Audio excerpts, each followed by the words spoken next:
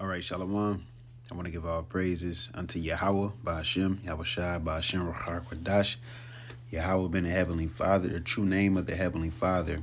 YAHAWASHI being the true name of His only begotten Son, whom the world ignorantly calls Jesus Christ.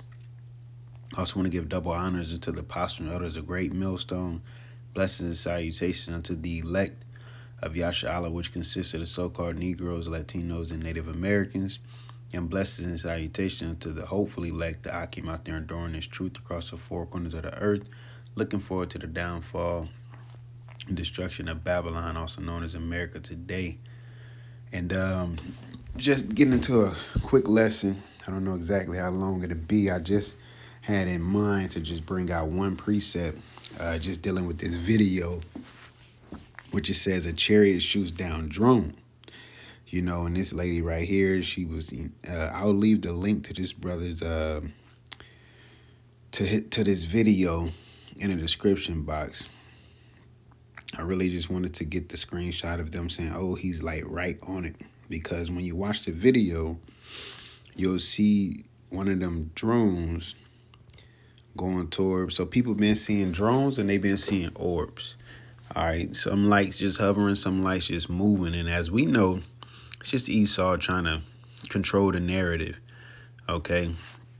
But when I was just looking at this video with the drone going towards the orb or the chariot, as we know, it pretty much shot it down. It just, you can see the drone falling out of the sky, all right?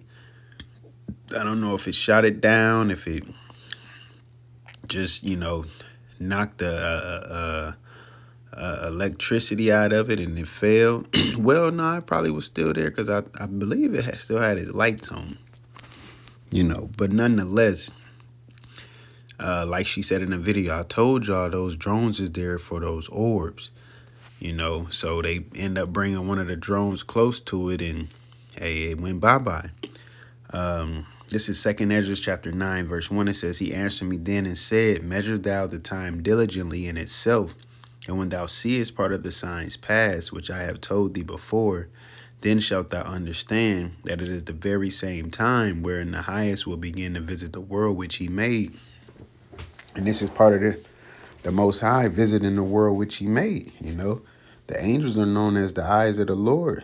All right, they walk to and fro throughout the earth, reporting what's going on throughout the earth. Well, now they're starting to manifest their vehicles. They starting to manifest what they ride in, okay? Opposed to, I would say they starting to enter our dimension, okay? They've been here, all right? Just like you read in 1 Kings, the 6th chapter, I believe. I always get those chapters mixed up.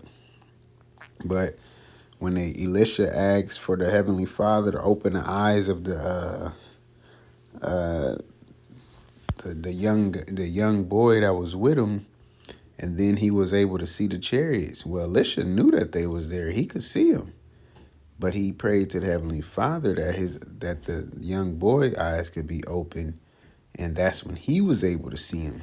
So it goes to show you these orbs or UAPs or UFOs, whatever the world wants to call them, which we know them as the chariots, all right? We know them as our salvation if we be of that number.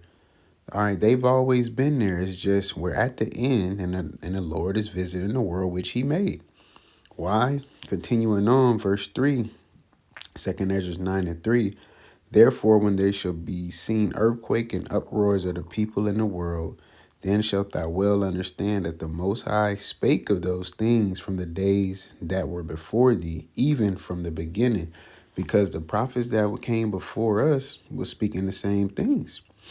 All right, they wrote these words that we read to the public in this present time.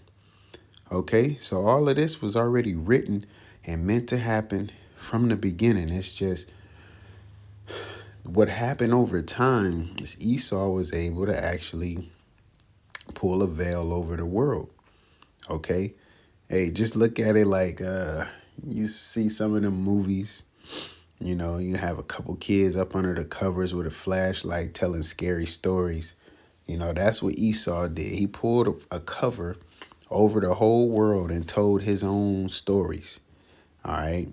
Well, the Lord is snatching that cover off and cutting the damn lights on and revealing them, you know.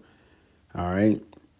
So that's what's going on. They can try to control the narrative all they want, but the Lord's he's going, like he said, he's gonna well, I gotta continue. It's verse 5, it says, "For like as all that is made in the world had the beginning and an end, and the end is manifest." That's what is going on. The end is manifested. A lot of people in the world don't truly understand it, okay, because Esau has lied to them. Esau fed them with the Hollywood movies and fed them with the threats that these things are threatening and they're dangerous and they're not. Well, this is going to justify, these type of videos like this is going to justify them shooting back at them or going to war with them or trying to blow them up. Talking about them attacking the chariots. Because the people will be all for it. Well, look, whatever these things are, they shot down one of our drones, so they are dangerous. All right? They're a threat to national security. You know how they be. This to be the type of things that justify it. Well, good. And good fucking luck while you at it. All right? Because the sooner y'all do all of that silly, goofy shit, the sooner we'll be out of here. Lord willing, we be at that number. Okay? But nonetheless, like it said, all have a beginning and an end. And the end is manifest. So the Lord is manifesting the end of Esau's rulership, his dominion, his kingdom, his society, whatever you want to call this place. All right.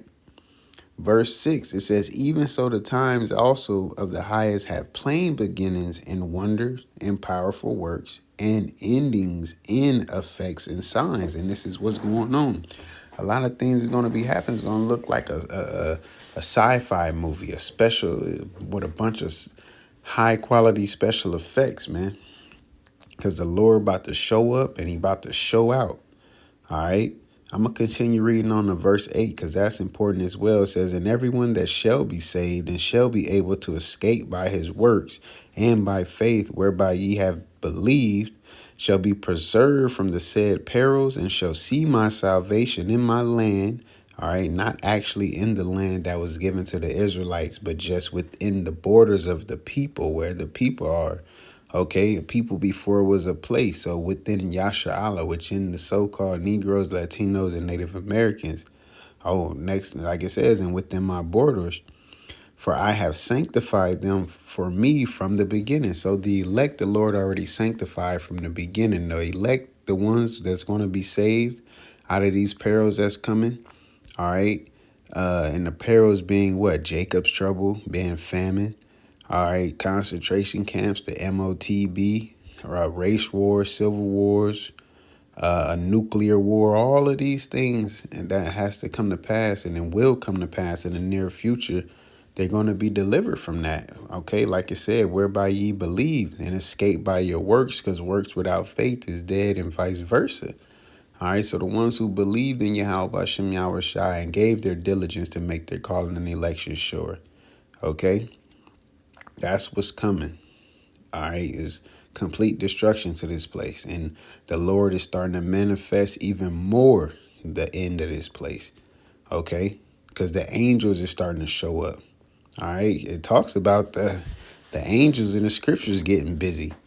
All right, you read in 2nd Ezra, the 13th chapter, how there's going to be a great mountain, and that great mountain is going to be a huge chariot, which the Lord is going to be in. All right, and they all going to be, it tells you how all of these different militaries going to be fighting one another. All right, whichever side they own, and they're going to come together to fight against that great mountain because it's going to be a great chariot. All right, and many angels and many other chariots coming with it. Okay, so, hey, like I said, best of luck to you, buddy. Because, hey, we at the end of this thing, man. And call Lord YAHAWASHI, for allowing us to be in this and just allowing us to witness these things, all right? Because we in beautiful times, man, and more to come. All through the spirit of YAHAWASHI. So with that, Lord willing, you was edified, and Lord willing, we allowed to endure to the end. And once again, I want to give all praises unto Yahawah, BAHSHAM, YAHAWASHI, BAHSHAM, QADASH, Shalom.